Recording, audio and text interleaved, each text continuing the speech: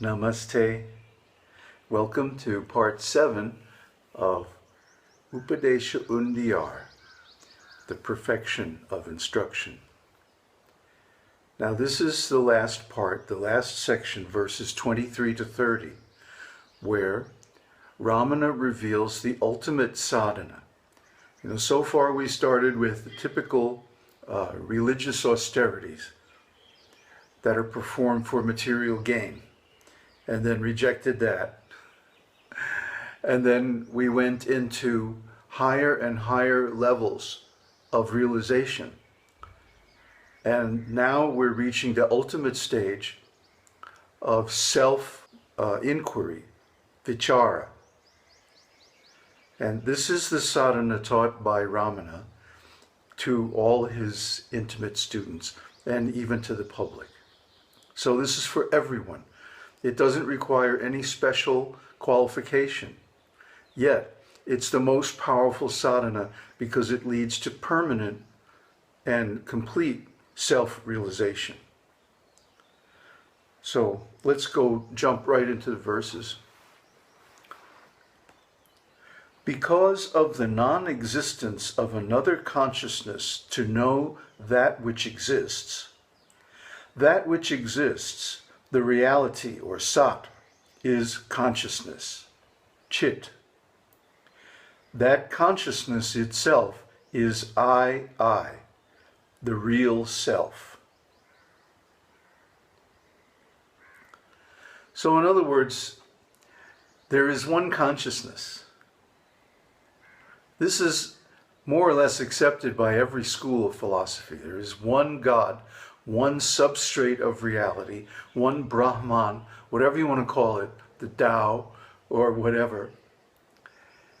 And this consciousness is everywhere, in everything and everyone. So what we call individual beings are simply a tiny reflection of that original complete consciousness in the mind and body of a human being or other being. So what's happening when we do atma vicāra, when we inquire into our real nature, is that this consciousness is turning back on itself.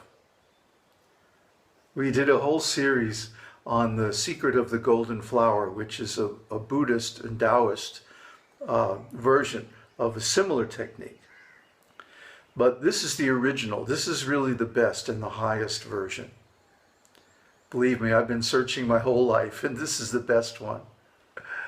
So, what is happening? You cannot see yourself directly. Just like your eyeball can't see itself. Okay? Yes, if you look in a mirror, you can see it. So, what happens when we inquire into the self is not that we see ourselves directly, but that simply the illusion stops. The covering over the real self is taken away. And we experience being who we are, instead of being a body, being a mind, being this, being that. We experience pure being, real knowing of who we are as pure consciousness. Now, consciousness has some very interesting attributes, because what consciousness is basically emptiness. It's basically a space where things show up. So consciousness, being an emptiness, has no boundaries. It has no qualities. It's like a mirror, it's pure. And it can't be, you can't tell it apart from another consciousness, another emptiness, because any emptiness is the same as any other emptiness. So there's really only one emptiness. And that emptiness is big enough for the whole world, the whole manifestation, to get lost in a tiny corner of it and disappear. And that's what happens when one becomes aware of the real self. Not that one sees oneself like in a mirror, but one becomes oneself. And the whole world, the whole manifestation gets lost somehow or other. Where did I put that world anyway? You're no longer aware of the world as world, but you're aware of the world simply as an adjunct, an upadi, or a covering on the real self. And that he goes into that later. So let's look at the next verse. God and souls are only one substance, vastu, which is existence, or sat, existing in its real nature. Their adjunct knowledge or adjunct consciousness alone is different. So the existence consciousness of both God and the individual souls is the same. Like I said, consciousness is consciousness, emptiness is emptiness. You can't make any distinction between one emptiness and another. They're all the same. So the only difference between God and the individuals is that one is covered by the Upadis and the other is not. That's really the only difference. And when you remove the Upadis, then there is no difference. Consciousness is consciousness. Being is being. So this is absolute being, which does not require anything for its subsistence. It is not a relative being. It doesn't depend on anything else. It has no cause. It is not the effect of anything. And its existence is absolute. In other words, it is not the effect of another cause, but it is the cause of everything else. And it is also the abode of everything. So this consciousness, this being as self, is being God. It is allowing the small individual self to simply disappear into the ocean of God. There's a wonderful shloka that, what is the use of small bodies of water when you have the ocean? In other words, you might have a puddle or a bucket or even a lake or a river, but that's nothing compared to the ocean. The ocean is full of water. So the same way, the original consciousness, the pure self, is an unlimited ocean of consciousness and being.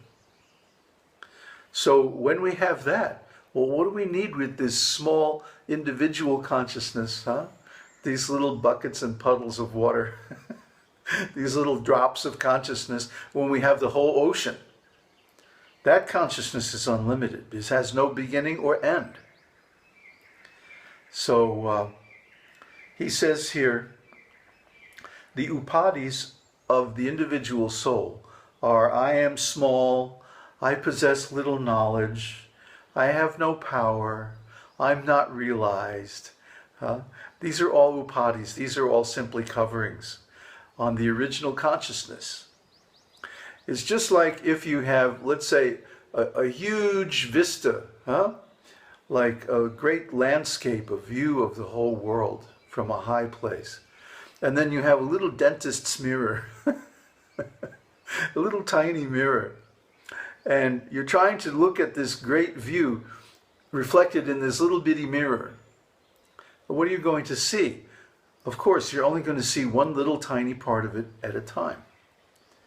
So the conclusions that you'll reach are, oh, well, this place is really small. Maybe it only has a couple of trees. But if you put down the mirror and you look at it directly, you see, oh, this is a vast space. This is practically unlimited. So this is the experience when you remove these upadis, these wrong views. And in the next episode, I'm going to go into the different types of wrong views that have to be removed. We're going to go into that in detail. So I'm going to move along here. Knowing oneself, having given up one's own adjuncts, upadis, is directly knowing God, because he shines as oneself, as one's own reality. I am. And indeed, this is the technique, that you remember, I am. That's all. No breathing, no special sitting posture, no special anything. It's just a practice of remembering I am. And not the small I, not the limited individual I, but the original self, I, the consciousness. I'll never forget when I discovered this. I was sitting on a park bench in Mexico City, of all places, in 2005. And I was just kind of marveling, at consciousness. It's like this consciousness is the most wonderful thing. And what if consciousness contemplates its own nature? And so I kind of turned around the mirror and I was looking at myself. And it was just the most amazing feeling that this is bliss. This is the right thing. This is it. This is like the way it should be. That rightness, that feeling of, yeah, I'm home. That comfort. How can I explain it? That everything is just as it should be. That was a wonderful feeling, and I had never really experienced it before, even though I had been investigating spiritual things for many years. So I didn't know what I was doing. I was just playing around, experimenting. But actually I had discovered this method of meditation. And now Ramana confirms it. So there's no need for all this elaborate posturing and difficult exercises and gymnastics and breathing or elaborate philosophies or difficult reasoning or philosophy or theology or anything. There's no need for knowledge whatsoever. The only knowledge you need is when you start getting too involved in the world, just remember, I am. I am I. Immediately the mind stops. The world is seen as a reflection of self. And that's the way it should be. That's the way it really is. We create this world by our consciousness.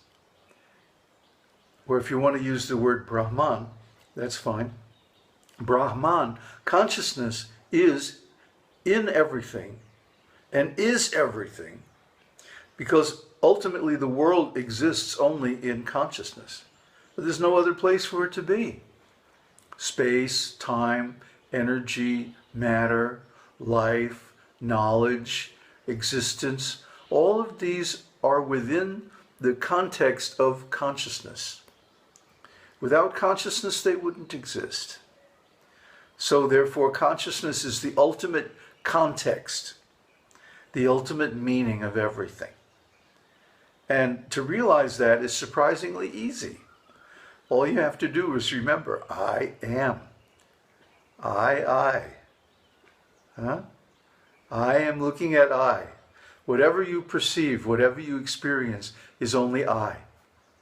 It's only self. Reflected in the limited Upades, the conditioned vasanas, and other elements of the mind, the individual. So, this is the true nature of God. There's another verse in Ulladu Narpadu where Bhagavan says, he who sees the real self, the source of the individual self, alone is he who has seen God. Because the real self, which shines forth after the base individual self has perished, is not other than Brahman, or God. So this happened to me the other night.